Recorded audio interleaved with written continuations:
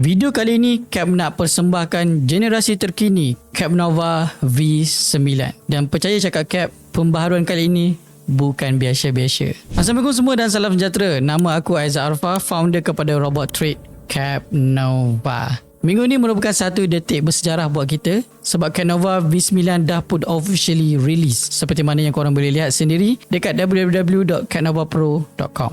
Jujur Cap cakap version kali ni paling berat untuk Cap siapkan. Sebab apa? Sebab perubahan yang kita buat ni agak signifikan lah. Dia boleh ubah gaya trading Cap Nova tu sendiri. Dan worst case scenario, kalau tak kena gaya, robot boleh MC. Sebab tu Cap ambil lebih kurang masa 3 bulan lah. 3 bulan layan backtest sorang-sorang, setup agentic AI, testing semata-mata nak pastikan apa sahaja yang kita ubah, robot ni jadi lebih padu, bukannya lagi cloud. Okey, macam yang korang tahu sebelum ni, Cap Nova bergerak mengikut arah trend. Dia hanya akan masuk position bila ada good pullback sahaja.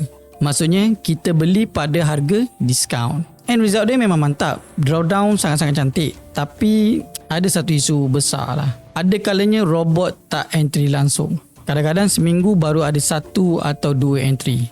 Secara realitinya ini tak sesuai untuk komuniti retail macam kita. Kita kena berpijak di bumi yang nyata. Kebanyakan daripada kita bukannya ada modal 50k ataupun 100k, yang mana 1-2 entry pun dah cukup kenyang. Majoriti modal retailer kita sekitar 100 ke 200 USD sahaja. Jadi kita perlukan satu frekuensi yang lebih kerap untuk compounding account. Sebab tu selepas menilai pelbagai result backtest, Cap buat keputusan untuk masukkan satu elemen baru dalam Cap Nova V9, the Breakout Engine. Fungsi Breakout Engine ni dia mudah je. Bila market jenis meroket terus tanpa buat retracement, Breakout Engine ni akan buat kerja dia untuk saup profit cepat-cepat. So sekarang Cap Nova version 9 ada 2 faktor entry utama. Discount, entry pada harga discount bila market buat pullback. Breakout Engine, entry pada harga breakout bila indikator kesan keberangkalian rendah untuk harga patah balik. Tapi relax lah, Cap release version 9 ni secara sangat berhati-hati. Dua-dua enjin ni masih lagi dikawal ketat oleh left brain dan juga right brain kita.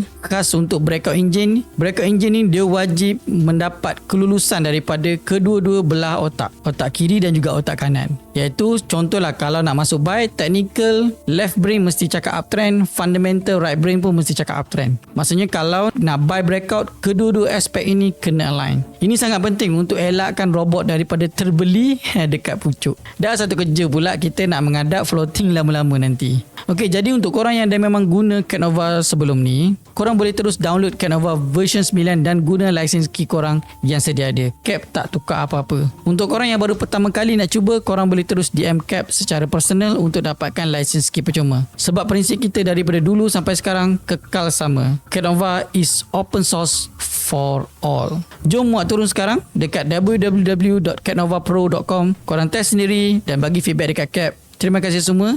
Jumpa lagi dalam next video. Assalamualaikum. Salute.